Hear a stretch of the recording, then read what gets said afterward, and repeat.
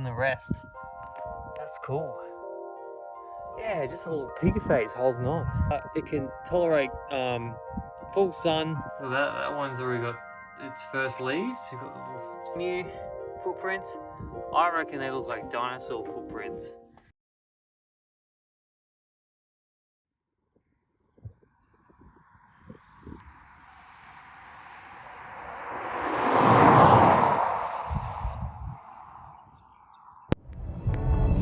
G'day, this is New Growth Career Page. I'm Matt, and I'm currently driving out along the Hay Plain, and this is going to be a video about some of the native succulents out over here, but also we're going to take a look at a Asteraceae, member of the Asteraceae family.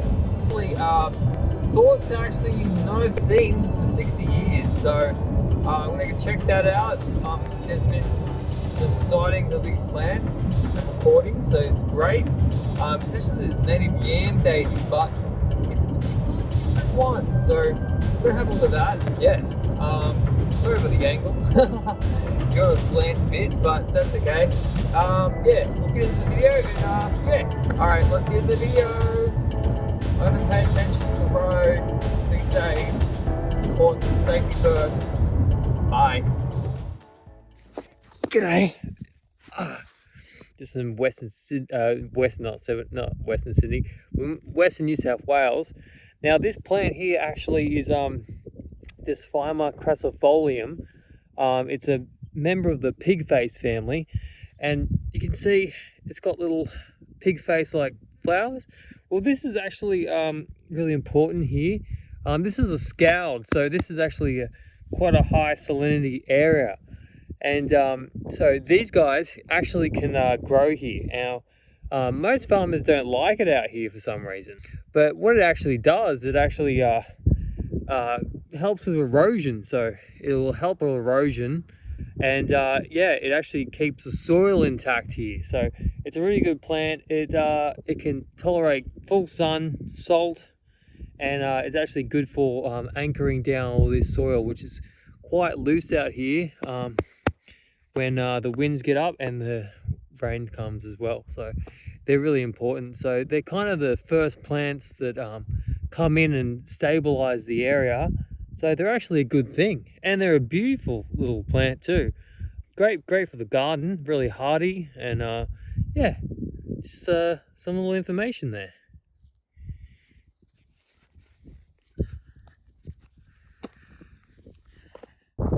Yeah, I'm on this scald. So this is actually crassifolium that we just talked about.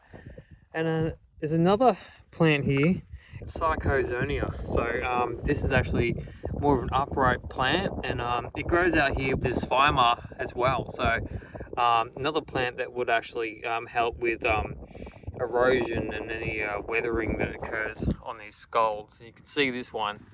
This one's quite big. It's quite massive, and you can see some of it over there. Sort of making these little islands, but it's actually growing across these scalds. Look, there's some little bird prints there.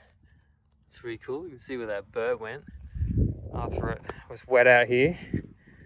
And you can see, yeah, this is quite a big scald. Now, you can see the salt bush sort of surrounding it. That's also a salinity plant. It can actually tolerate, oh, here we go. Now, see the emu footprints? I reckon they look like dinosaur footprints. Well, I mean, they are dinosaurs technically, because dinosaurs did evolve from birds. And so those emus, they freak me out. They're walking dinosaurs.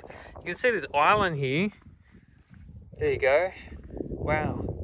This is kind of holding in this layer of soil. So it's actually, this probably would have been higher back in the day. And you would have had more soil here. And that's held it all in. You can see here. Held the soil in, even the bladder salt bush. This is bladder salt bush. It's another type of salt bush that is found out here, and most of arid areas in Australia, but very important in dealing with that salinity and anchoring it down. There you go, there's some baby Disphima coming up. That's pretty cool. Look at that. Look at that little guy, just holding on. The soil layer is actually higher than the rest. That's cool. Yeah, just a little pig face holding on. As you can see, this is the edge, and this is where the salt bush starts. And you can see the layer of soil increases here because there's a lot more vegetation holding that soil layer in, which is great. And you can see the Disphima is up here as well, but with more salt bush. So if you've got more of a, see the difference there? It's a dramatic difference. So yeah, very important to have vegetation on your property and on your land. Due to overgrazing, a lot of these species do get worn out, and it's best to keep your cattle or your sheep or your stock moving so you don't eat all these plants out. Because if you eat all the plants out, there's nothing to hold this soil in, and next wind or rain event, it gets totally wiped out. Here we got a Salconia species. This is another succulent that I didn't know was here. I just come across it now. This is Salconia. I don't know what species it is. I'll look it up, but this is another upright species. You can see there's a flower here. I don't know if you can see it. Where are we? Where are we? There we go. See, there's a little flower poking out there, and that's a pretty cool find there. Wow, quite an upright bush, doesn't get too high. Yeah, Salconia, don't know the species. That's awesome.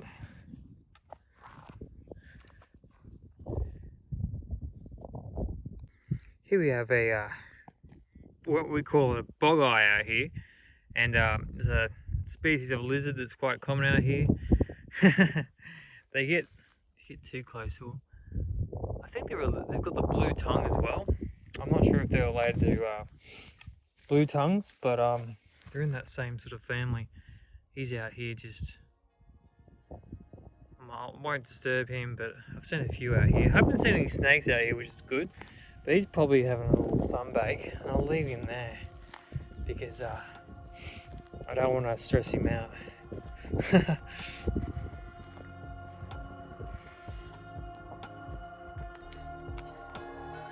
So what they actually discovered out here, not too far from here, was actually a plant that hadn't been seen for 60 years. A new discovery. And it was actually by a teacher, a local teacher. And she was, she's into wildflowers. And she actually had a look at some yellow flowers that were coming up. And they weren't dandelions, they were actually the native Yam Daisy. Now, it hasn't been seen on the hay plain for 60 years. So that's incredible to find. There was actually 2 populations found along the highway here. And that was only just after a lot of rain. So we had a lot of rain out here, a good couple of inches through winter and stuff. So it actually brought up probably the seed bank. So the seed bank was laying there dormant and probably just like initiated it. This year it hasn't been seen. Sorry, the flies. Bloody flies, mate. It hasn't been seen coming up here, which is unfortunate. But you never know, they might come up this year, and we might see them again. I'll put a picture up of what they look like.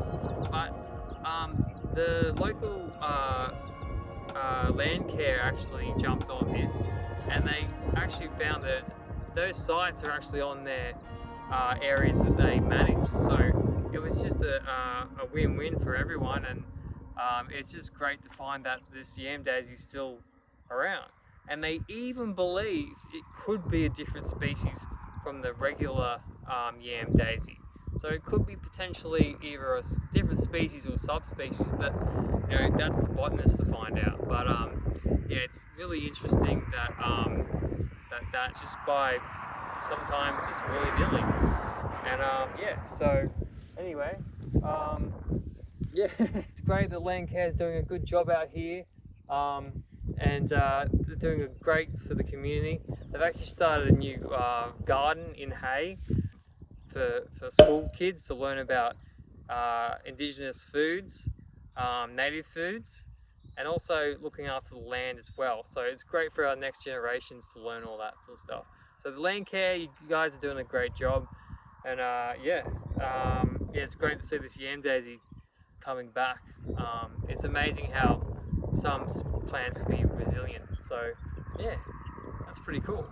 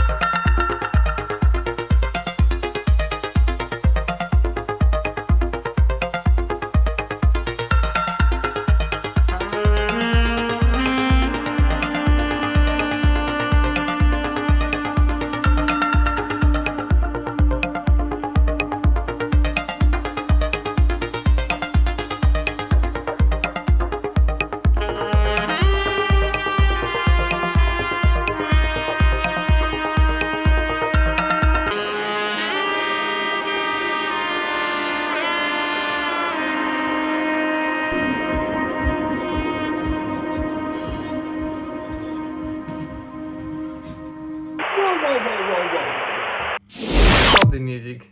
Now, so there was a big change in this. Usually when you watch these videos, I'll go out and try to find the plant. I didn't find the plant.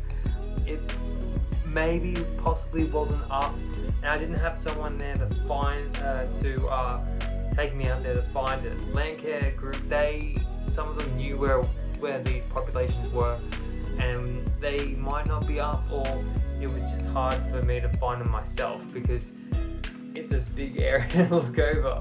I didn't know the general area, but it would take me a long time, and I didn't have much time out there on the hay plains. So I'm back in the studio, aka my office. Sorry, that light. It's not light. There we go. Is that annoying? Yeah, I've got it now. That's my fish tank there. Studio tour. No, sorry, you don't get that. Wait. Ooh, you can see my new desk. Yeah. Chocolate. Oh, you get to see my new desk. I just built this. It's got a bookcase underneath it. But anyway, we're getting distracted with the video. Sorry, I'm a little bit tired. That's why my eyes are a little bit red. So yeah, a big change in this video. Didn't find the plant, but we're gonna talk about it. So I went to the hay show, and the Landcare group was there, giving out information. Had different specimens of plants, teaching people on what is in the area of where they live, and sort of getting farmers and landowners sort of a bit of education on what's growing out there. And while I was there, I got in conversation with someone I hadn't met yet. It was Landcare, someone working at Landcare, and actually she gave me seed of the Murnong, which is crazy. I was really thankful to get it. I was so excited. They wanted me to trial the seed, so to actually see how it's gonna go. See, you weren't expecting this to come up, but I actually have the seed here, and we're gonna look at the seed now, what I've obtained and what I've been doing with them as well. So we're gonna have a look at them.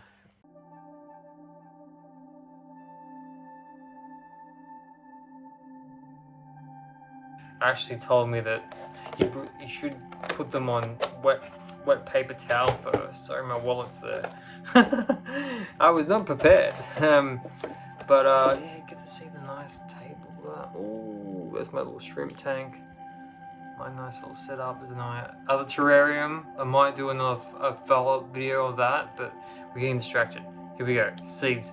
So seeds. Yeah, I put these in this little container. This is just a recycled container. Had donuts in it. Very nice. They were very nice. I can say they were nice. Donut review. The video took a turn, another turn. But yeah, these are the seeds here. So I've actually put them on paper towel, like the woman said, and that actually encourages them to grow. And I'll zoom in here, and there we go. They're already sprouting. There you see. Well, that one's already got its first leaves. You've got the little first leaves here, and I'm gonna have to transfer them over. So this is what they do. They actually, a lot of Asteraceae members do actually get around by wind. So these little guys got a good treatment just sitting here in the moisture. Some didn't take. You got some here that might be a bit old. Oh, sorry, out of focus. You can see these ones here, they haven't taken, where these ones that have more of a darker, thicker seed, much more, obviously much more energy stored in that seed rather than these smaller ones. They might be just older. 1, 2, 3, 4, 5, 6, 7, 8. 8 haven't sprouted, but 1, 2, 3, 4, 5. 5 is, so I mean, that's not too bad. I've got 5 plants there if they successfully grow. So I'm gonna try these. This is what I've already prepped. So this is why I didn't release the video. I was gonna release this video earlier, but I wanted to do this because there was a curveball thrown to me and I had to do something about it. So you can see here, it's got the apparatus on how they float in the wind. That little peristyle, I would say. It's like a little peristyle to keep them in the air for a while, so they can actually, you know, really get over various large areas quickly with these seeds. So, you know, it's amazing that this small little seed could actually be in the bank, the seed bank, the soil, laying dormant, waiting for the right season. We had a lot of rain out there, so that's when they actually were sighted from this big rain event out there on the Hay Plain. We're going to transfer these guys to seedling mix and some sand, and maybe a little bit of vermiculite on the top. Vermiculite is actually a clay. It's just derived pressed clay, and it holds a lot of moisture, which is great because you don't want your seedlings to dry out on the top. And so we'll transfer these to a little seed container, and so we can see these guys, see how they grow and stuff like that. It's going to be a little log. I'm going to revisit these and see how they're going, and I'm going to see how they grow, how long they take, and all that sort of stuff. So yeah, it's a very cool experiment. It made this video more interesting than I normally do, like going out and just looking at stuff. These little guys, that one's literally pushing itself up. Just amazing. Yeah, and I better get these guys out so we can enjoy them. So they don't rot. They will eventually rot if they don't get enough nutrients and stuff like that. And it just gets wet here, and fungi and stuff. And mildew might come in here and might wipe them out. I don't want that. So yeah, let's plant them out. So anyway, I've got my seeds here, and I've got my seed containers. Now this one's has multiple cells. Each cell's individual, where you've got these ones which are one container. You can use that or that. I like to use these because you can separate the plants out easier. You don't have to really like prick them out as much. And I have my really girly. This is all I can find. Obviously, it's not mine, but I just had it. I don't know. I've had it for so long. It's just. These are actually for getting the seeds out. Okay.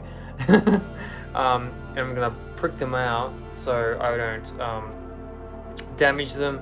I can just precisely prick them out. I did spray this with metho just so it's clean. I did spray these trays with metho. It's a 70-30 metho water mix just on the seedling trays, just to keep them clean so there's no pathogens or anything, any nasties that might be still on these trays that were from the last plants that were in them. You know, especially if you come from another nursery or somewhere else.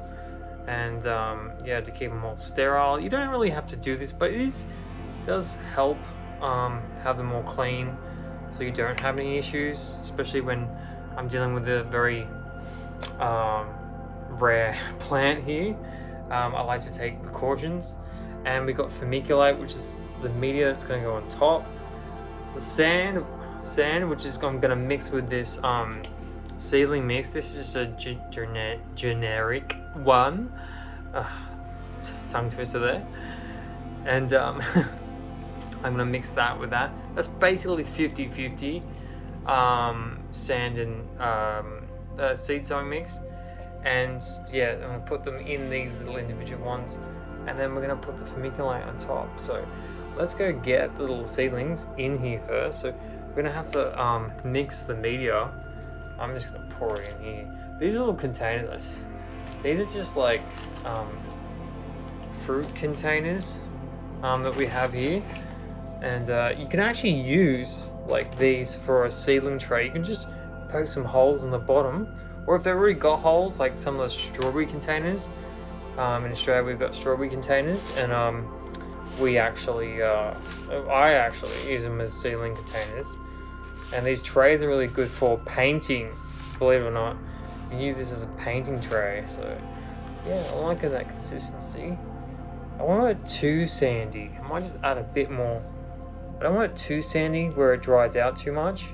You need a bit of moisture with these guys. So the seedlings must grow in the salt bushes, as I explained earlier in this video. So they have a bit of moisture around them in the shade, where if you were growing out in the middle of the open, you would dry out. So it's best to be in the shade or have a soil that's actually more able to hold on moisture, and that your seed can be actually I like that consistency. That's not bad. That's not bad. It was a bit too sandy before, so we'll put that in we'll make a mess and put this in the tray. I'll clean it up, don't worry. I can just click my fingers and it's all done with editing. I wish it actually, like, I could just like make it clean up just by itself by the clicking my fingers, but unfortunately I'm gonna clean this up, and that's okay. I got my little mat down, so I'm just gonna use my finger. You can use a little stick or something. So this is where the seedlings are gonna just go into. I'm gonna move this over here, and then I can just move this away. We have our little seedlings, and I'm gonna grab this big one first, actually. And I'm just gonna lightly grab him. Oh, I don't want to disturb it too much. See how they're very delicate. So I'm gonna just... it just detached from the actual seed. I'm hoping that's got enough energy to continue. It does have its first leaves, so it will start photosynthesizing soon. So it'll create its own energy very soon. I'm just hoping that it does take. That's why it's so, you know, having these is just really helpful. I'll put that there. I'm trying to hold camera whilst doing this, guys, so like and subscribe. If you want to see me, support me holding a camera whilst planting a seed, just like this video, give it a big thumbs up. But there, I'm happy with that. I'm just going to press it down a little bit with my fingers. You can, as again, you can use it with like a little stick or something if you don't want to get your hands dirty. I'm just going to grab it with my fingers. And you can see the root, the white root here, trailing off. I know you can see that. It's completely jumped out of that seed. So it doesn't really need that seed anymore. It really, they're just different. They just don't stay long in the seed. It's kind of like a little vessel until they establish. I'm just gonna poke that down, making sure where you can see the white and the green. There'll be a point where the white starts turning into green. That's usually where the point where you want the soil level, and you don't want it too deep or too like not enough planted in as well. I'm gonna have to put some more soil on that. Very finicky stuff when I get my tweezers. I'm just gonna put that guy there. Don't really need to put holes in these. I'm gonna put this guy in. You can kind of, when they're early and they're just coming out, you can grab it before it comes out of the seed. And you can see, I don't know, you can see those little fine hairs on the end of here, and you can see where it kind of trails up. Kind of right there is where it starts to go green. That's where you want that root to be covered. Probably gonna get rid of these ones. These are duds before they get they start to get mold on them or something.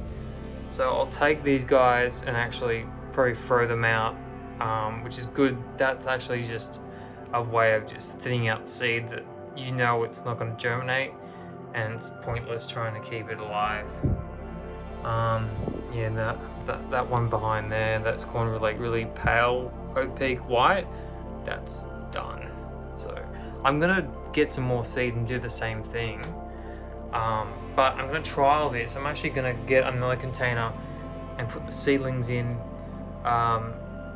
straight mix rather than sit them on the paper towel to see what happens. And then yeah, I'm gonna get some more in here at the same time, and then at the same time I'm gonna have them straight in the sowing mix and see which one germinates quicker, if there's any differences in that method. I'm hoping this method is going to be more successful, but yeah, that's pretty cool. So I'm going to give these a light water, probably just a light misting with like a little spray bottle. I don't want to drench them too much because the heavy rain or water will actually like maybe break or damage them. And I'm probably going to put these under a bit of a humid little igloo just to keep them going until their true leaves come out. And that's when the true leaves, that's when you know you can start fertilizing them with just a liquid fertilizer. Nothing too strong, just enough to kick them over. I'm just going to use some sea salt just to kick them over. And yeah, we'll see what happens with these guys. It'll be very interesting to test out what happens. So yeah, there's a little demo, a little unexpected demo on this Murnong, and yeah, it's a great plant to have in the garden. Beautiful plant. So I'm hoping to put it in my garden, or maybe just have it in some pots. I do want to actually maybe plant it back out on our property and get it growing there, because we don't really have any livestock on our property at the moment, so we could probably just get a little bunch of them growing there. And that'd be cool to like get them growing somewhere where they won't be eaten by livestock, which is one of the issues on why they are probably not very common nowadays. So anyway, yeah. So yeah, I got this little igloo. This is from, I think, Aldi. Not the car.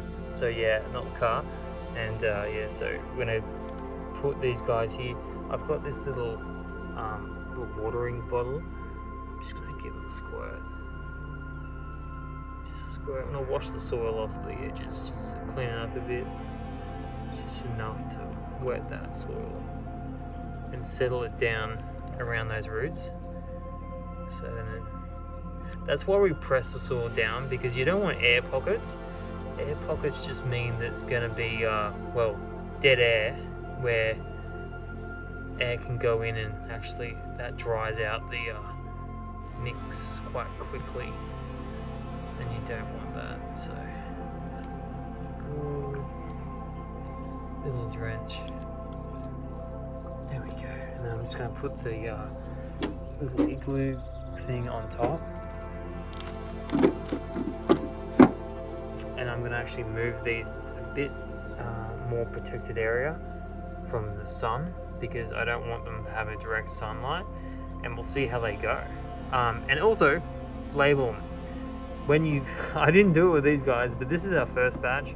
I'm going to probably like say on the label first batch, and the other two I'm going to actually label the dates, the name of it, particular, you know, information, where they're from and stuff like that. So yeah. Hey guys, so I hope you enjoyed this video. Yeah, we looked at a lot of stuff in this video. It's pretty, a lot of things packed into this video. It has been a while since I've been back. I am back now to YouTube. I've had a few months.